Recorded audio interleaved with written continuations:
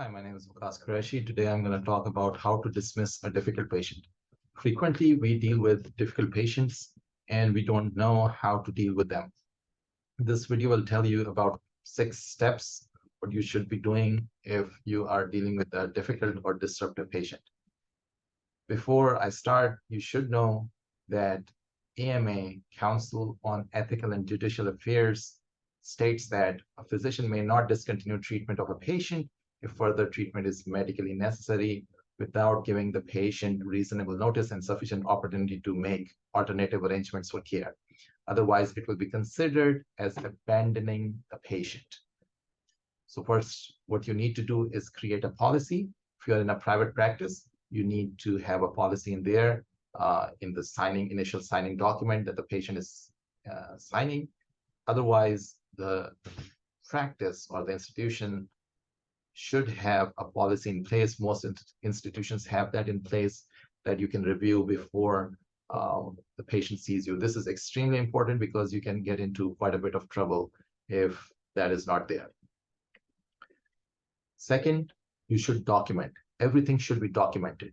If it's disruptive behavior, if it's inappropriate calling you, if it is not following the instructions, if it is non-compliant behavior, you should document it. I remember one of my case where a patient complained about me that I did not instruct the patient on the diet or fluid intake or salt intake, and that patient was diagnosed with heart failure. Luckily, I had everything documented in the documents, and that problem never got escalated because I was contacted by my chairman and he said it was written in your notes already. So he actually disregarded the complaint about me. So be very careful about that, and it's okay to document that in a professional way in your notes that what kind of behavior you observed. Second, you need to discuss this problem with the patient directly. Be honest with them. If you have issues, you don't want to see them in front of you, you can have a telehealth visit, but have a visit, have it documented, discuss that you document this, that you have discussed this problem with the patient. After this, discuss this with the risk management. The risk management has rich resources that can help you navigate this kind of situation. You can discuss this with your senior colleagues. You can also comment down below this and you can discuss that with me.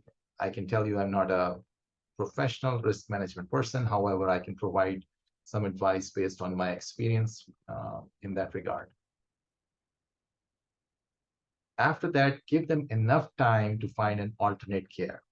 They can find that on the website. You can provide them with a website of the state medical license board, or you can provide some physicians contacts in your area. Give them 1 to 2 months to find that. Give a written notice, preferably through mail or through via email. This is an example of the mail or email that you can send. It discusses that I wanted to take a moment to discuss some concerns regarding your treatment at this particular place. And then you talk about what is your primary goal of this letter? Why are you sending this letter? What is the main reason? And then you tell them the importance of this. Why is this important? So I've written a letter about that the patient is not following the instructions properly. And then I talk about that and I give them a way out. I tell them that we can have an appointment, we can discuss about this.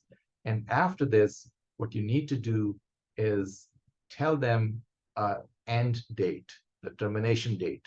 Okay, you have to tell them when this relationship is going to be over. Tell them where you will not be seeing them anymore. Also, providing them with emergency care is important. So tell them in 30 to 60 days, you will continue to provide them emergency care. And give them a website or a link to another physician. I can tell you a case where a GI doctor terminated the relationship with this patient because the patient was not paying the bills. That patient ended up coming to the hospital and that GI doctor was covering that night. They called the patients, the GI doctor. The GI doctor said he's not going to come and see the patient. because that patient has not paid his bills in the past. What happened was that is a violation of uh, of your treatment for that patient, because that patient required emergency treatment and you are not providing that emergency treatment to that patient. So you're supposed to treat that patient even if you have terminated your relationship with that. And that was not a good lawsuit. The person ended up losing it because of that. So very important to send a certified mail. It's a process. It will take some time to get over. And it's always good to give them a second chance. Now, I should mention this, that if this is a disruptive patient, it's a patient that you are scared of or worried about, you need to involve maybe law enforcement in that condition. And you should not be, if this is somebody wants pain medications or somebody, had a bad outcome because of you, you should not face them too much, because that can quickly escalate into a relationship which could be harmful for you. You should know that doctors are 80 times more, have a more chance of dying an unnatural death than a regular person. And most of them are gunshot wounds. So please be careful out there. If you have any questions, please comment below. I'll be happy to answer those. And if you are looking for another type of video, I'll be more than happy to make one for you. Thank you so much for your time.